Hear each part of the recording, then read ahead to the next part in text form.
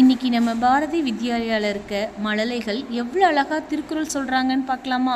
முதல்ல எழுத்தலாம் ஆதி பகவன் முழச்சே உலகு கக்க கசடா கப்பவன் கட்டப்பன் இக்கரடா உலக இன்னாத கூறல் கனிர்ப்ப காய் கவந்தற்று. திருக்குறளை இயற்றியவர் திருவள்ளுவர்.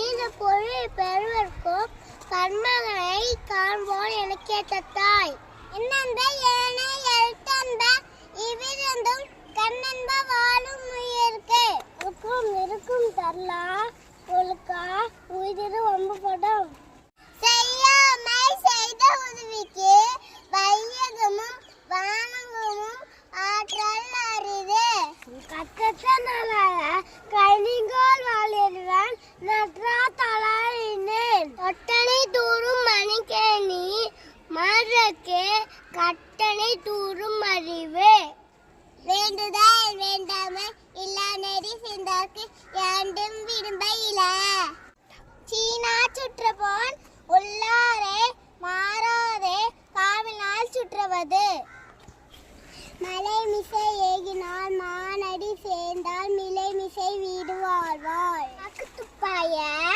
துப்பாக்கி துப்பாக்கு துப்பாய தூமலை எல்லா விளக்கும் விளக்கல்ல சான்றோருக்கு பையா விளக்கே விளக்கு எப்போதும் யார் யார் வாய் கேட்பீரோ அப்போதும் மெய்ப்பொருள் காண்பு அறிவு.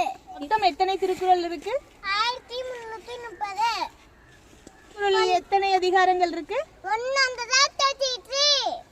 திருவள்ளுவர் எங்க பாத்திருக்கீங்க? கன்னியாகுமரி. செல்வத்தூர் செல்வம் செவி செல்வம் அச்செல்வம் செல்வத்தூர் எல்லாம் தலை. பொருள் தெரியுமா உங்களுக்கு? எஸ் மேம் தெரியும் மேம். சொல்லுங்க. என்கிட்ட நிறைய பொம்மை இருக்கு, காசும் இருக்கு. பொம்மை உடஞ்சு போயிடும், காசும் செலவாயிடும்.